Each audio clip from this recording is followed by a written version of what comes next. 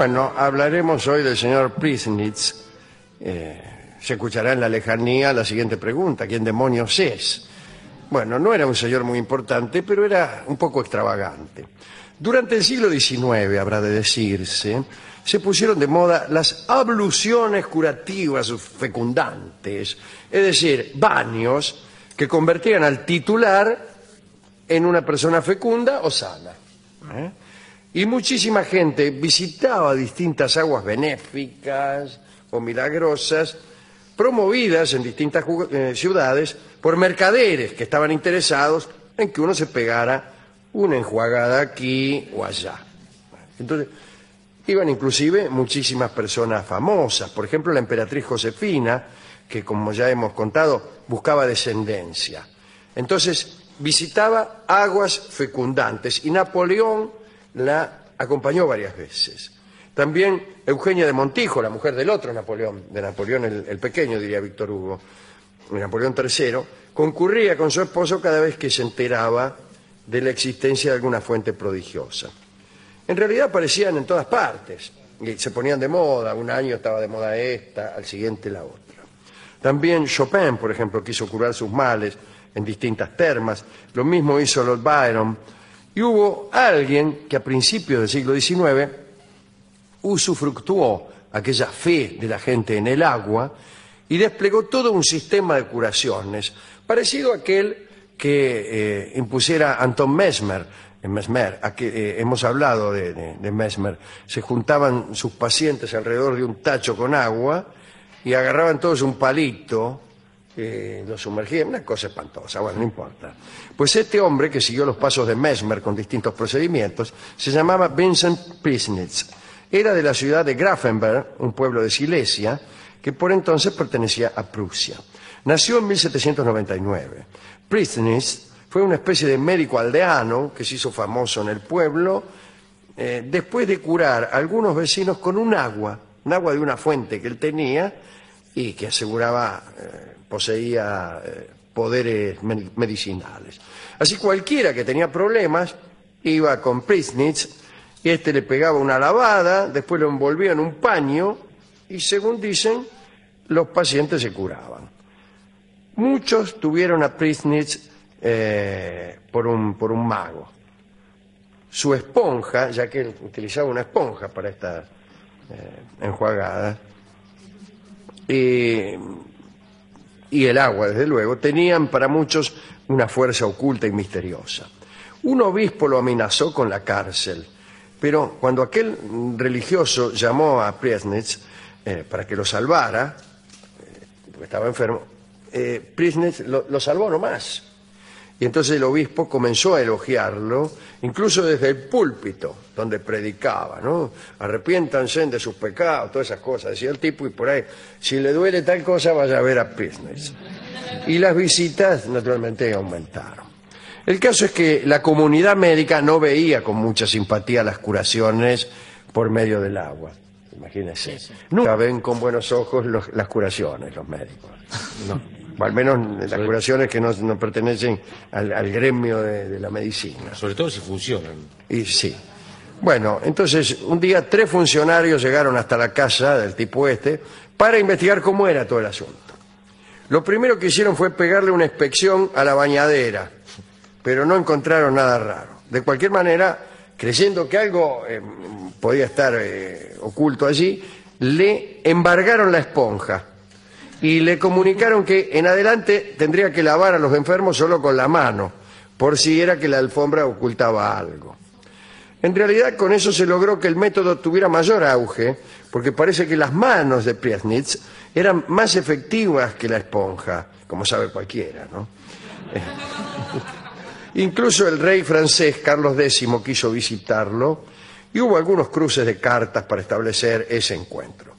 Bueno, los enviados de Carlos, ministros de Carlos, insistieron en viajar con él porque no querían que nadie, y mucho menos un extranjero como era Priesnitz, pusiera las manos sobre el rey de Francia. El caso es que durante estos años este hombre tuvo una intuición científica. Conjeturó un día, que estaba ahí, dice, se me ocurre algo. Conjeturó, que transpirar hacía bien.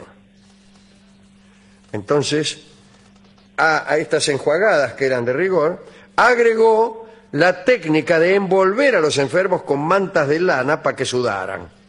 Entonces la terapia consistía en baño frío, baño caliente, abrigo, sudoración y otra vez frío. Y todo así, ¿no? Todo tenía que ver con los cambios de temperatura y cambios que estaban recomendados especialmente para la gota, la tuberculosis, la fiebre en general y la peste misteriosa. Dice aquí que no sabemos cuál es, justamente por el carácter misterioso que se le atribuye. Priesnitz construyó una casa con varias barracas de madera para los clientes y todos visitaban aquellos baños. Unas 6.000 personas por mes. Bueno, aparecieron en el pueblo algunos competidores, eso sí, ¿no? Viendo que venía mucha gente, calcule, alguno por no hacer cola se hacía enjuagar por otro. Sí, sí. Es así, había cola, entonces aparecieron competidores. Decía, bueno, este no será tan bueno, pero por lo menos no hay que hacer 10 horas de cola. El veterinario del pueblo incluso decidió instalar unos baños y agregaba a estos tratamientos lambidas de diferentes animales, que según parece tenían propiedades curativas. La lambida de vaca siempre se ha sabido que es buena, aunque más no sea para peinarse. Bueno, la comunidad médica siguió quejándose, imagínense, e incluso lo demandaron judicialmente a Priesnitz. Una vez más apareció entonces un funcionario para observar los métodos que usaba. Este funcionario también era médico, fíjate vos, y quedó impresionado por lo que vio. Pasó 8 días en lo de Priesnitz y tomó anotaciones. Los clientes vivían en cuartos muy fríos, allí corrían unos chifletes, había una ventana que estaba siempre abierta, las comidas eran frías porque Priesnitz aseguraba que las comidas calientes volvían a los hombres pesados y estúpidos. Mozo, obligaban a todos a beber 30 vasos de agua cada día, 30 vasos con agua cada día. Los asistentes tenían que dar un paseo por el bosque desnudos para purificarse. Mirá vos, después de aquellas purgas, muchos mejoraban, algunos no. Entonces el médico que fue a controlar dijo a las autoridades que Priesnitz no era un charlatán. Lo avaló. En 1826 los baños recibían gente de todo el mundo. Pagaban sumas muy altas. Pero atención, había otros que no pagaban. Los pobres solo saludaban. Muy bien, ¿eh? 3 monumentos a Priesnitz fueron costeados por Austria, Prusia y Francia. A los 51 años Priesnitz enfermó. Tuvo un ataque de apoplejía. Llamaron entonces a algunos médicos para que le hicieran una sangría, vino con limón, que era el procedimiento usual en aquellos casos. Pero los ayudantes de Priesnitz no lo permitieron. Dijeron, este hombre solo se cura con agua. Y procedieron como él les había enseñado. Y a los pocos días murió. Aquellos baños con aguas prodigiosas quedaron en el olvido y ya está. Se instituyeron un poco más tarde lugares donde el clima era propicio para asmáticos o para tuberculosos, pero incluso aquella fórmula que aseguraba que podían eliminarse todos los males a través de la sudoración se estudió y pudo comprobarse que efectivamente era buena en algunos casos. O sea que tan equivocado no estaba el bueno de Vincent Priesnitz. Yo fui a la discoteca y así termina la historia. Naturalmente se murió el tipo, ¿qué querés que...? No hubo muchos continuadores, pero aquellas cosas sirvieron para que luego, etcétera, ¿no? Pero hay continuadores, le digo, hay fangoterapia, vinoterapia. Sí, o sea que charlatanes hay siempre. Por eso. ¿Usted sigue alguna terapia así, con barro, con agua o con...?